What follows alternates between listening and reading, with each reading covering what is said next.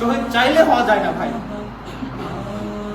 আপনারাও তো কত মিছিলে অংশগ্রহণ করেছেন, আমাদের ভাইয়েরাও তো করেছে, অনেক বড় দায়িত্বশীল সামনেই ছিলেন, কিন্তু তিনি শহীদ হন না। পাশের একটা কর্মী তিনি শাহাদাত বরণ করেছেন।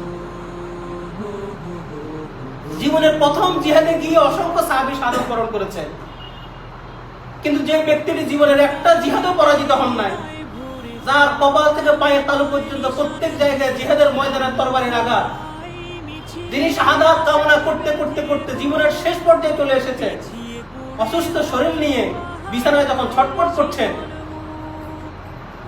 যে আমি কাপুরুষের মতো গায়ের জ্বরে আমি মৃত্যুবরণ করছি, তখন তার স্ত্রী তাকে ডেকে সান্ত্বনা দিতে হচ্ছে যে আপনি কি রাসূল সাল্লাল্লাহু আলাইহি সাল্লামের সেই হাদিসকে আপনার স্মরণে নেই? রাসূল বলেছেন যে ব্যক্তি জিহাদের কামনা করবে, শহীদ হওয়ার জন্য মনস্থির করবে, আশঙ্কা করবে, সে যদি বিছানায় পড়ে জ্বর অবস্থায় যদি মারা যায়, আল্লাহ রাব্বুল আলামিন তাকে শহীদ হিসেবে কবুল করবেন। এরপরে তিনি শান্ত হন। হযরত খালিদ বিন ওয়ালিদ রাদিয়াল্লাহু তাআলা